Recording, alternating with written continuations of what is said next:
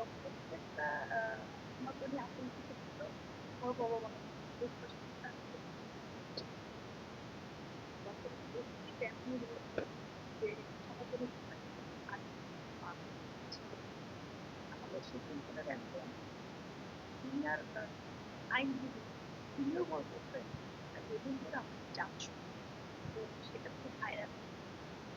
আমি এটা বলতে চাচ্ছি যে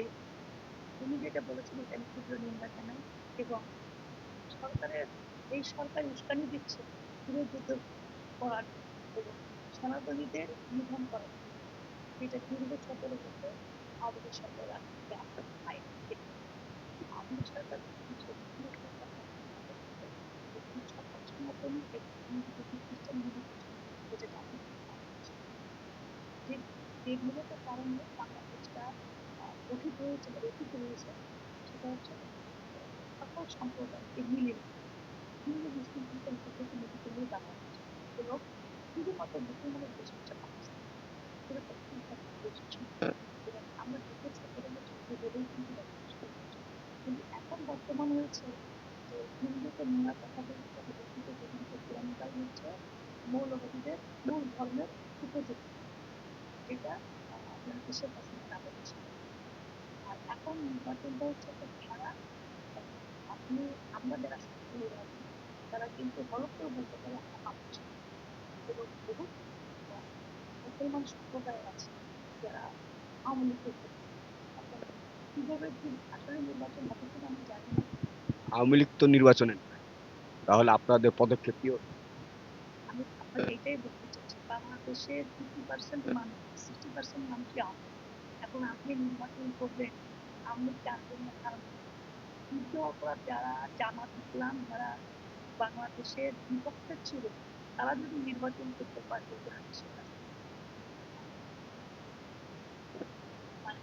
যেহেতু তারেক জিয়া আসছেন সাহেব সাহেব আসছেন উনি যদি নির্বাচন করতে পারেন তাহলে হয়তো শেখ হাসিনা পারবে। এটা আমার মতে জনগণের উপর ছেড়ে দেওয়া উচিত জনগণ যাকে নির্বাচন করতে সেটা হয়তো শেখ হাসিনা হোক তারেক জিয়া হোক কিংবা জামাত ইসলাম। আমার আমার বিশ্বাস সকলকে নির্বাচন করার সুযোগ করে দিই জনগণের উপর ছেড়ে দিন প্রকৃতভাবে নির্বাচন হোক জনগণ যাদেরকে পছন্দ করবে তাদেরকেই জয়ী অর্থাৎ আপনি আমি ব্যক্তি এলো সে যে ঠিক আছে আমি করবো উনি করবে না এটাতে আসলে এই নির্বাচন আমি জানি যত নির্বাচন যেগুলো নির্বাচন সেটা আমরা সেখানে অতএব বাংলাদেশ এখন যে অবস্থায় আছে গৃহযুদ্ধ কাছাকাছি চলে আসছে ভারত সম্পর্কে যেভাবে উত্তেজনামূলক প্রত্যেকটা জায়গায় করা হচ্ছে ভারত আমাদের প্রতিবেশী রাষ্ট্র ভারত আমাদের বন্ধু রাষ্ট্র ভারত না থাকলে ভারতের সাহায্য না করলে আমরা বাংলাদেশ পেতাম আর বিভিন্ন মৌলবাদী সম্প্রদায় বলতেছে যে হিন্দুরা আমাদের চাচ্ছে আমরা তাদের বলতে চাই আপনাদের পূর্বপুরুষরা কেউ না কেউ সনাতনী ছিল অর্থাৎ আপনারা যে এই ধরনের মন্তব্য করতেছেন ঠিক করতেছেন না কারণ আপনাদের আগে কিন্তু বোঝা উচিত যে আপনারা যারা আবিষ্কৃত হয়েছেন বা যারা ইসলাম ধর্ম গ্রহণ করেছেন তাদের অনেকেই কিন্তু সনাতনী সম্প্রদায় অর্থাৎ আপনার হয়তো আব্বা আছে আপনার চাচা আছে আপনার কাকা আছে কেউ না আর এই যারা মৌলবাদীরা সংখ্যালঘুদের উপর নির্যাতিত করতেছে এটা তাদের একমাত্র কার্যক্রম হচ্ছে বাংলাদেশে একটা গৃহযুদ্ধ বানানো এবং তারা বিভিন্নভাবে উস্কানিমূলক কথাবার্তা বলতেছে এবং বাংলাদেশে এমন একটা ব্যাপার হয়েছে এটা খেলা হয়ে নবীজির নামে বাজে কথা না করলেও আমাকে যদি মনে করেন আপনি তো তুলে নেবে বলে বলছেন আমি এবং বাংলাদেশের কিছু মৌলবাদী লোক আছে আদৌ নবীজি সম্পর্কে বাজে কথা বলা উচিত কিনা বা বলছে কিনা এর কোনো প্রমাণ না নিয়ে তিলের পিছনে দৌড়ে চলছে আদৌ গান আছে কিনা এটা তাদের তার মানে তারা চিন্তা ভাবনা করে রাখছে যে বাংলাদেশটাকে হিন্দু নিধনের একটা পরিকল্পনা করছে এবং সেইটার সম্পূর্ণ পরিকল্পনা কার্যকারী হচ্ছে আমাদের ইউনিট সরকার তিনি কিন্তু একজন ব্যর্থ সরকার তিনি যাদের থেকে 5 বছর থেকে বাংলাদেশের দখল করছেন জোরপূর্বক এই দখল করার পর থেকেই তার সমস্ত পরিকল্পনা হচ্ছে হিন্দু নিধন সনাতনী নিধনের একটা পরিকল্পনা এবং তার কোনো বাস্তবায়ন করতেছেন আপনারা যারা সাংবাদিক জাতি দেখলেন আমি করে দেখেন আজ আরো বহুত হিন্দু কুমির হয়ে আপনারা যেহেতু বৌদ্ধ ধর্মের একটা সমর্থন করতেছেন আমি আপনাকে বলতে পারি, আপনারা হয়তো কেউ অনেকে কথা বলতে পারেন, কিন্তু আওয়ামী লীগ সরকারকে যদি নির্বাচন করতে দেওয়া না হয়, এই নির্বাচন করবে, কারণ 60% জনগণ আওয়ামী লীগকে support করে।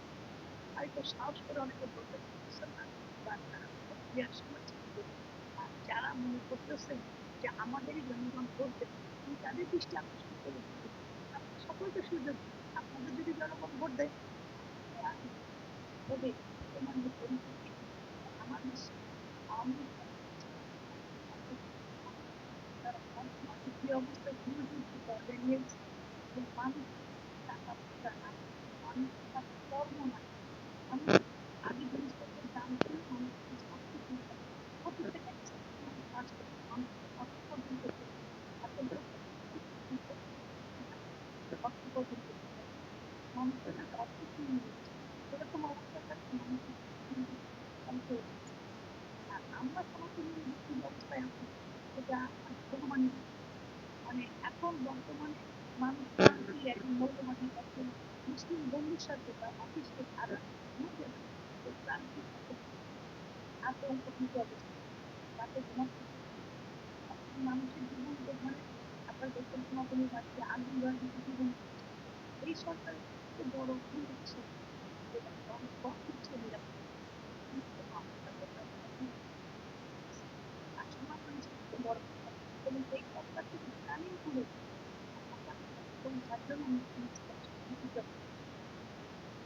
আড়াইটা ঘন্টা কিন্তু হত্যা করা হচ্ছে লাইভ দেখা, প্রত্যেকটা আমার যার যার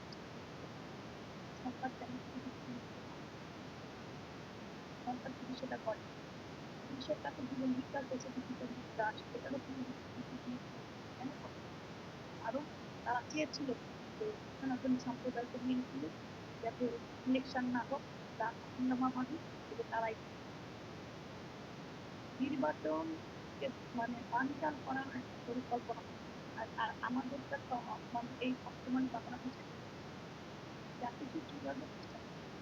যা কিছু করা হবে সনাতনী তাকে সনাতনীদের পর অত্যাচার করো,